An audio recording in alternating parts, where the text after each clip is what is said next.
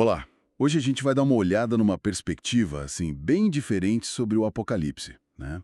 Focando naquele símbolo do Lago de Fogo.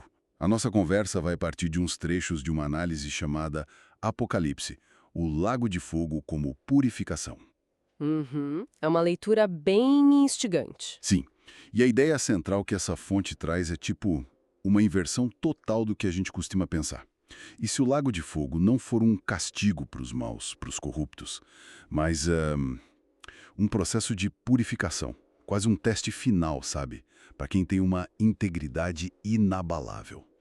Para aqueles que não abrem mão da sua essência, né? Exato. Aqueles que não se dobram. Ok, vamos desempacotar isso um pouco.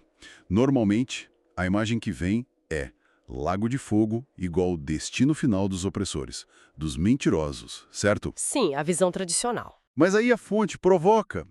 E se for o contrário?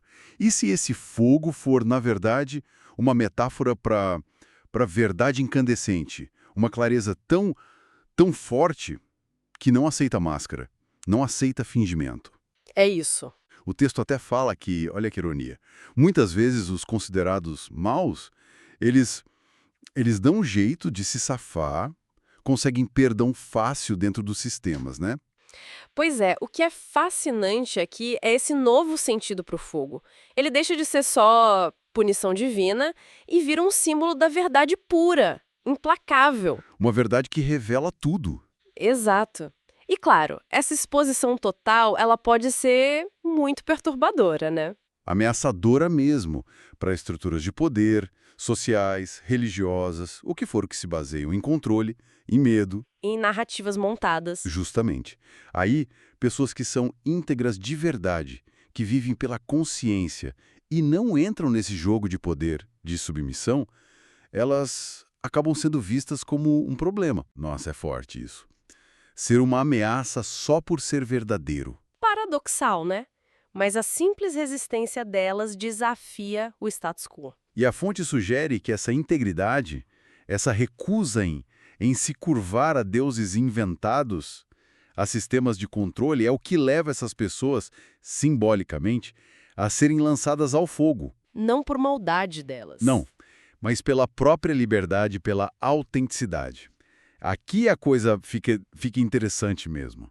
Essa liberdade que, como diz a análise, metaforicamente queima o império da submissão. É uma imagem poderosa.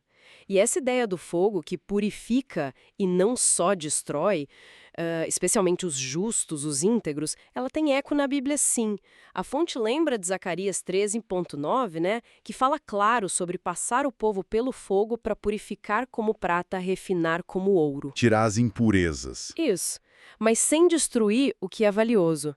E tem a história clássica, claro, de Sadraque, Mesaque e Abdenego lá em Daniel. Da fornalha, né? Exatamente. Jogados lá porque não adoraram o ídolo, mas saem ilesos, o fogo não pega neles. O que, dentro dessa leitura, simboliza como a integridade de verdade resiste às pressões. Sabe? Sai mais forte. E pensar nessa purificação leva a gente a questionar o próprio termo apocalipse. A gente associa logo com fim do mundo, desastre. É o senso comum, né? Mas a origem da palavra grega, apocalipsis, é outra coisa. Significa revelação, tirar o véu. Desvelamento. Então, o que isso tudo quer dizer quando a gente junta as peças? Se o Apocalipse é, na raiz, uma revelação, será que o fim dos tempos é menos um evento físico e mais o fim da era da ilusão, o colapso de paradigmas falsos, um despertar interno? Exatamente. Olha, se a gente conecta tudo isso, o lago de fogo simbólico vira o catalisador dessa grande revelação, desse desvelamento. É o calor intenso da verdade derretendo as camadas de falsidade, as máscaras que a gente usa, as mentiras que sustentam os sistemas, até sobrar só a essência pura, o que é autêntico. O que não queima? Isso. Nesse sentido, quem queima nesse fogo não é destruído, é refinado. Como a fonte diz, vira puro ouro. A passagem por esse fogo da verdade, mesmo que doa, mesmo que o mundo não entenda, é o que confirma e purifica a autenticidade da pessoa. Vira uma alquimia da consciência. Perfeito. Transforma a ideia de inferno num cadinho para forjar o espírito. Então, essa releitura que a gente explorou hoje, vinda dessa fonte, é radical mesmo. O Lago de Fogo não como o destino terrível dos maus. Mas como o palco do teste final da integridade. A força da verdade que não vem para destruir o que é real, mas para revelar e purificar totalmente. Exatamente. Essa visão inverte tudo. Os supostos condenados aqui, eles viram faróis vivos de integridade. O processo não é de condenação. A libertação. É a libertação final da consciência, das amarras da ilusão, do medo, da submissão. É a afirmação máxima da liberdade de dentro. E para fechar, fica uma provocação inspirada nisso tudo. Se essa interpretação sugere que esse fogo simbólico queima o medo e a ilusão que impedem a gente de ser autêntico, que tipos de medos, ou máscaras, ou ilusões, assim, pensando de forma geral, podem estar impedindo a manifestação da nossa própria verdade, da nossa integridade no dia a dia? Fica aí para a gente pensar.